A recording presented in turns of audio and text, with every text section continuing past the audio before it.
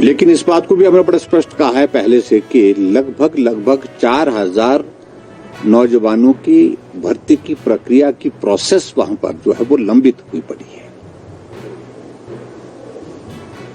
और हम पहले दिन से इस बात को कह रहे हैं कि उनकी उस भर्ती की प्रक्रिया को पूर्ण कैसे किया जाए ताकि नौजवानों को समय पर नौकरी मिल सके। कि हमीरपुर स्टाफ सिलेक्शन कमीशन में जो पेपर लीक का मामला है उसमें जो दोषी लोग हैं उनके खिलाफ कार्रवाई होनी चाहिए और सख्त कार्रवाई होनी चाहिए। और मेरा ये मानना है कि सरकार जो इन्वेस्टिगेशन की प्रोसेस वहां पर शुरू की है उसमें जो तथ्य आए हैं जो भी है उसमें शामिल उनके खिलाफ कानून के मुताबिक जो भी सख्त कार्रवाई बनती है वो कार्रवाई होनी चाहिए और बिना विलंब के होनी चाहिए। लेकिन इस बात को भी हमने बड़ा स्पष्ट कहा है पहले से कि लगभग 4000 नौजवानों की भर्ती की प्रक्रिया की प्रोसेस वहां पर जो है वो लंबित हुई पड़ी है।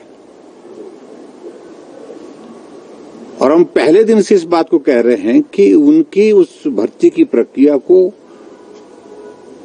पूर्ण कैसे किया जाए ताकि नौजवानों को समय पर नौकरी मिल सके। जो बेरोजगार हैं, जिन्होंने परिश्रम किया है, मेहनत किया है, उनको नौकरी मिल सके, उस बात के लिए उनको जो मैकेनिज्म डेवलप करना चाहिए उसमें विलंब नहीं करना चाहिए। एक तो मेरा बड़ा स्पष्ट कहना है कि ये बहुत आवश्यक है। दूसरी बात जो आप पूछ रहे हैं, जो पिछले कल उनने पहले तो कमीशन को सस्पेंड किया था और सस्पेंशन के बाद अब उसको समाप्त कर दिया, उसका एग्जिस्टेंस समाप्त कर दिया गया।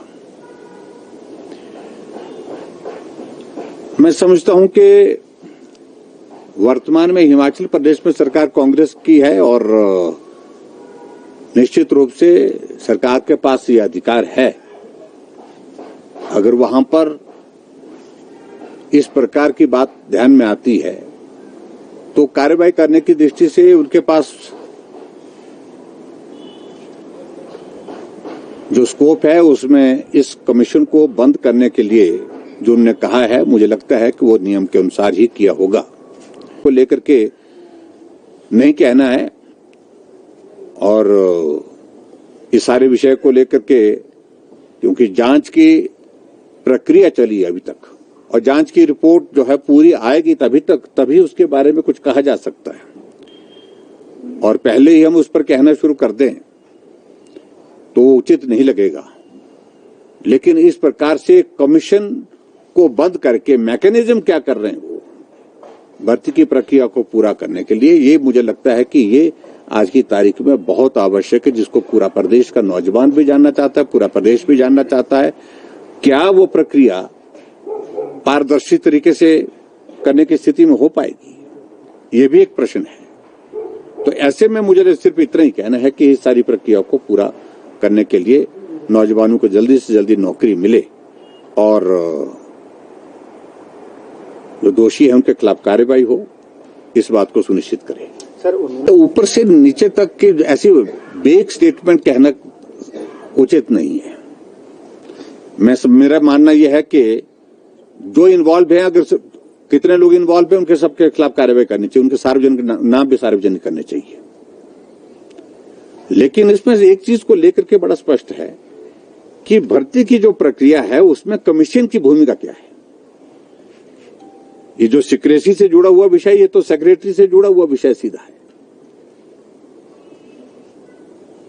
और जो कमीशन के जो मेंबर्स हैं, चेयरमैन हैं, मुझे लगता है कि एक तो उनकी मंशा ये भी रही कि ये भारतीय जनता पार्टी की सरकार के दौरान के लगे हैं, तो और ऐसे में ये सब हटा देना चाहिए, ये मंशा रही है उनकी, इसमें दो राय नहीं है।